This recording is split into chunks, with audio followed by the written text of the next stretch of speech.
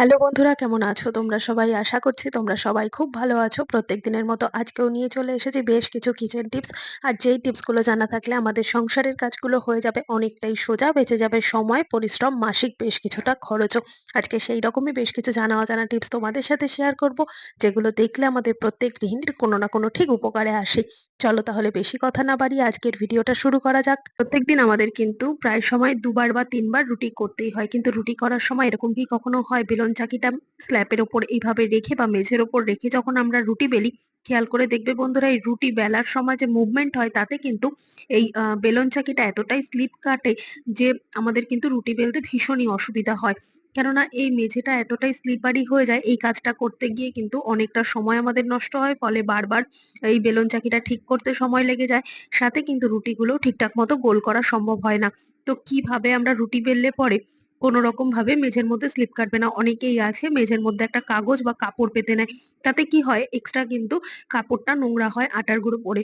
তার জন্য কি করতে হবে, এখানে নিয়ে নিচ্ছি ছোট ছোট রাবার ব্যান্ড, ২-৩টে রাবার ব্যান্ড এরকম ভাবে চাকির নিচে রেখে দাও। তারপর বন্ধুরা যদি এই চাকির ওপর তোমরা এইভাবে রুটি করে নাও, সেক্ষেত্রে দেখবে যেহেতু রাবার ব্যান্ডটা একটু টাইট ভাব রয়েছে, তাই মেঝের মধ্যে দিলে কিন্তু স্লিপারি ভাবটা পুরোপুরি অ্যাবসর্ব করে নেবে, কোনো রকম স্লিপ কাটবে না। আর সাথে কিন্তু সুন্দর মতো এই বেলন চাকিটা নড়বে না, মুভমেন্ট করবে না। সাথে কিন্তু রুটিটাও আমাদের ঠিকঠাক মতো গোল করে বেলা সম্ভব হবে। যতই আমরা মুভমেন্ট বা প্রেসার দিয়ে রুটি বেলি না কেন, কোনো রকম ভাবেই কিন্তু আর সরে নড়ে যাবে না। তো ছোট্ট টিপস ভালো লাগলে প্রত্যেক মহিলার সাথে শেয়ার করতে ভুলবে না। এখন দেখে নাও পরের টিপস। বন্ধুরা, এই ধরনের প্যাকেটের যে মসলাগুলো হয় আমরা কম বেশি ব্যবহার করে থাকি, কিন্তু খেয়াল করে দেখবে যখন প্যাকেটের মধ্যে এইভাবে আমরা দড়ি মুখটা পেঁচিয়ে বা হয়তো রাবার ব্যান্ড দিয়ে পেঁচিয়ে রাখি, সেক্ষেত্রে কিন্তু মসলা খুব তাড়াতাড়ি নষ্ট হয়ে যায়। সেটা যে কোনো গুঁড়ো মসলাই হোক বা যাই মসলা হোক না কেন।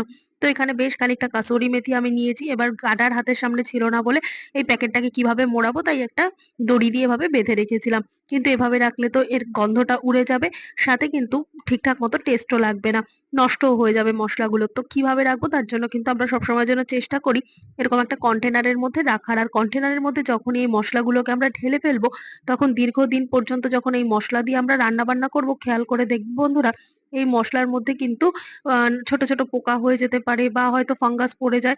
কেন বলতো বন্ধুরা, এর এক্সপায়ারি ডেটটা কিন্তু আমরা ঠিকঠাক মতো মনে রাখতে পারি না, কেননা এই বক্সটাকে তো আমরা ফেলে দিই কৌটোর মধ্যে মসলাটা ভরে নিয়ে। কিন্তু এবার থেকে যখনই এই প্যাকেটটাকে ফেলে দেবো, কেননা এই প্যাকেটের মধ্যেই কিন্তু এক্সপায়ারি ডেট, ম্যানুফ্যাকচার ডেট এগুলো কিন্তু লেখা থাকে।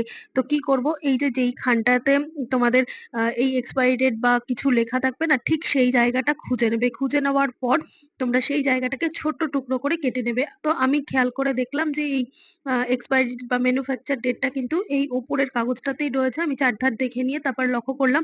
তো তাই আমি এই উপরের কাগজটাকে এরকম ছোট এক টুকরো কেটে নিলাম। এরপর কৌটোর গায়ে যে কোনো একটা জায়গায়, ঢাকনার মধ্যে হোক বা গায়ে হোক, এইভাবে একটা সেলোটেপ দিয়ে আটকে দাও।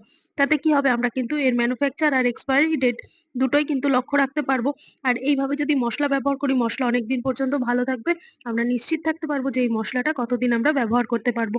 তো এইভাবে কিন্তু আমরা কাজটা সুবিধা করে নিতে পারি। ভালো লাগলে লাইক করতে ভুলো না। দেখে নাও পরের টিপস। তো বন্ধুরা, এখানে আমি দেখো নিয়ে নিয়েছি বেশ খানিকটা সুজি। আর সুজি যেহেতু একেবারে দানা দানা একদম গুঁড়ো গুঁড়ো হয়, তো এই সুজি বা এই যে কোনো ধরনের এরকম ছোট ছোট জিনিসগুলো যখন আমরা কৌটোর মধ্যে ঢালবো, আর কৌটোর মুখটা যদি ছোট হয়, সেক্ষেত্রে দেখবে যখনই আমরা এরকম কৌটোর মধ্যে ঢালতে যাবো না, তাতে কিন্তু চারিদিক ছড়িয়ে ছিটিয়ে যাবে। তো এর জন্য আমরা যখন তেল ঢালি তখন কিন্তু তেলের ফানেল একটা ব্যবহার করি, কিন্তু সবকিছুতে তো আর ফানেল থাকে না। তো বা ফানেল কিন্তু আমাদের ঘরে অত থাকেও না, যার জন্য আমরা ফানেল এই সব কাজে ব্যবহার করতে পারি না। যদি ঘরে ফানেল না থাকে, কাগজ দিয়ে কিন্তু সুন্দর মতো ফানেলের মতো আমরা তৈরি করে নিতে পারবো। তো প্রথমে কি করতে হবে, এরকম একটা কাগজ নিয়ে নাও। কাগজ নিয়ে এরকম ভাবে ভাঁজ করে নাও। ভাঁজ করে নেওয়ার পর প্রথমে দেখে নেবে একটা বড় কাগজকে দিয়ে যে তোমাদের যে কন্টেনারটা, সেই কন্টেনারের মাপ মতো হচ্ছে কিনা। তো এখানে আমি একটা বড় কাগজ নিয়েছিলাম, তো দেখলাম যে হচ্ছে না মাপ মতো, তাই হাফ করে কেটে নিলাম। তারপরে এরকম ভাবে পানের খিলির মতো কেটে নিলাম। আর নিচের দিকের অংশটাকে একটু মোটা করে এরকম ভাবে কেটে বাদ দিয়ে দিচ্ছি। সুন্দর মতো একটা কাগজের ফানেল তৈরি হয়ে গেল, যার জন্য আলাদা করে ফানেল কেনার দরকার পড়বে না। নিচের দিকটা দেখছো সুন্দর মতো কিন্তু একটা ছিদ্র রয়েছে। এই অবস্থায় যদি আমরা এই সুজি বলো বা যে কোনো ধরনের এরকম গুঁড়ো টাইপের কোনো জিনিস ছোট মুখওয়ালা কন্টেনারে ঢালতে চাই, সেক্ষেত্রে কোনো রকম অসুবিধার মধ্যে আমাদের পড়তে হবে না। আর এই কাজটা যদি এই কাগজের ফানেল দিয়ে করে নিতে পারি, তাহলে ফ্রি অফ কস্টে কিন্তু আমরা যে কোনো জিনিসকে ঢালার জন্য আমরা যখন তখন এরকম একটা ফানেল বানিয়ে নিতে পারবো, যার জন্য মেঝেতেও একেবারে পড়লো না, চারিদিক ফ্লোরটা ক্লিনও রয়েছে, সাথে আমাদের কাজটাও কিন্তু সুন্দর মতো হয়ে যাচ্ছে। আর এই কাগজটাকে রেখে দেওয়ার তো কোনো দরকার নেই। যখন আবার আমরা এরকম ব্যবহার করব তখন একটা বানিয়ে নিলেই চলবে। ভিডিওটা ভালো লাগলে বন্ধুরা সবার সাথে শেয়ার করতে ভুলবে না। এখন দেখে নাও পরের টিপস। আমরা যখন বন্ধুরা সাবান ব্যবহার করি তখন এরকম ভাবে সাবান কেসের মধ্যে তো সাবানটাকে রেখে দিই।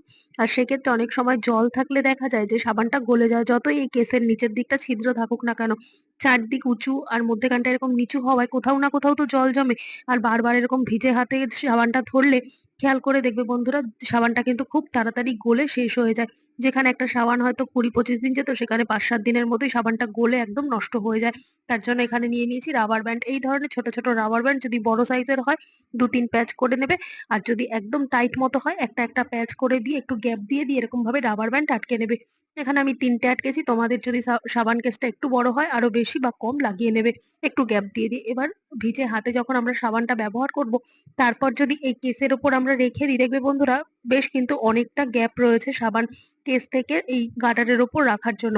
আর তাতে কি হবে, জলটা কিন্তু সোপ করে নিচে পড়ে যাবে। আর জলের মধ্যে সাবানটা থাকবেও না, সুন্দর মতো একটু ওপরের থাকলো। সাথে কিন্তু সাবানটা খুব সুন্দর মতো অনেকদিন পর্যন্ত টেকসই হবে। যেই সাবানটা অল্প কদিন যেত, সেই সাবানটা কিন্তু অনেকদিন পর্যন্ত আমরা ব্যবহার করতে পারবো। প্রয়োজন মতো খুলে ব্যবহার করো, আবার রাবার ব্যান্ডের ওপর রেখে দাও। ভালো লাগলে লাইক করতে ভুলবে না, সবার সাথে শেয়ার করো। দেখে নাও পরের টিপস। আচ্ছা বন্ধুরা, আমরা প্রত্যেকেই আছি কম বেশি প্রত্যেকদিন আমাদের ডায়েটের মধ্যে কিন্তু মুসুর ডালটা রাখি। কিন্তু বাড়ির অনেক সদস্য আছে যাদের কিন্তু মাঝে মধ্যেই গা হাত পা ব্যথা, এই সমস্যাগুলো হয়, যে কোনো জায়গায় ব্যথা। তো এই ব্যথার জন্য কিন্তু বাড়ির অনেকেই এই মুসুর ডালটা খাওয়া অ্যাভয়েড করে। কেননা যে কোনো ধরনের ব্যথা, যদি ইউরিক অ্যাসিডের ব্যথা হয় সেক্ষেত্রে কিন্তু মুসুর ডাল থেকে প্রচুর পরিমাণে ইউরিক অ্যাসিড হয় বলে এই ডালটাকে বাড়ির অনেকেই আছে অপছন্দ করে বা স্কিপ করে দেয়। তো যদি আমরা এই ছোট্ট কাজটা করে নিয়ে তারপর ডাল রান্না করি, যত ইউরিক অ্যাসিড থাক বা গা হাত পা ব্যথা থাক, কোনো রকম সমস্যা হবে না এইভাবে মুসুর ডাল বানিয়ে খেলে। তো প্রথমে কি করতে হবে, ভালো মতো মুসুর ডালটাকে ধুয়ে তারপর এটাকে সেদ্ধ করতে বসাবে। একটুখানি ফুটে উঠলে কিন্তু দেখবে ডালের ওপর এরকম ফেনা কাটছে, আর এই ফেনাটাকে কিন্তু ঠিকঠাক মতো কেটে ফেলে দিতে হবে। কেননা অনেক সময় হয় ডালটা যখন তৈরি হয়, এই ডালটা যখন তৈরির সময় নানান রকম কেমিক্যাল বা মেশিনের যে ডাস্ট গুলো থাকে সেটা কিন্তু পরিষ্কার করে জল দিয়ে ধুলেও উঠে যায় না। এই যখন সেদ্ধ করতে বসাবো তখনই কিন্তু এই ফেনার সাথে সমস্ত ডালের মধ্যে থাকা যে ময়লাগুলো সেগুলো ফেনা আকারে উঠে আসে আর বেরিয়ে যায়। তো এই ফেনাটাকে যদি কেটে বাদ দিয়ে দিই সেক্ষেত্রে কিন্তু কোনো রকম আমাদের এই ডাল খেলে পরে শরীর খারাপ হবে না, সাথে গা হাত পা ব্যথা বা ইউরিক অ্যাসিড বাড়ারও সম্ভাবনা থাকবে না। তাই সবার আগে দরকার ডাল সেদ্ধর সময় এরকম ভাবে ডালের ফেনাটা কেটে দেওয়া। অনেকেই আছে তাড়াতাড়ির জন্য প্রেসার কুকারে ডাল সেদ্ধ করতে বসায়, সেক্ষেত্রে কিন্তু এই ফেনাটা কাটা অবশ্যই দরকার। আগে একটুখানি ফুটে উঠলে পরে ফেনা কেটে নিয়ে তারপর ঢাকনা বন্ধ করে সিটি দাও। তাতে কিন্তু ডালটা রান্নাও সহজ হবে আর এই ডাল খেলে কোনো রকম ক্ষতি হবে না। ভালো লাগলে বন্ধুরা প্রত্যেকের সাথে শেয়ার করে দিও।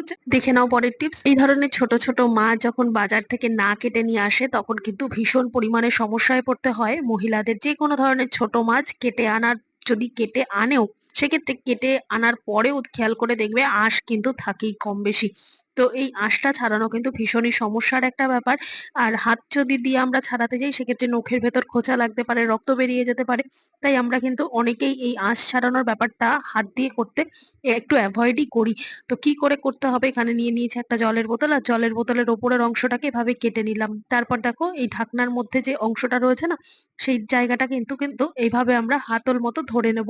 এরপর দেখো বন্ধুরা এখানে আমি নিয়ে নিয়েছি ছোট ছোট মাছ। এবার ছোট মাছের এইভাবে যদি আমরা বোতলের কাটা অংশ দিয়ে আঁশ ছাড়িয়ে নিতে পারি সেক্ষেত্রে দেখবে তাড়াতাড়িও হবে, হাত লাগাতেও হবে না, সাথে কিন্তু খুব সুন্দর মতো আঁশটা ছাড়ানো হয়ে যাবে। আর আমাদের কাজ করতে কিন্তু কোনো রকম অসুবিধা হবে না।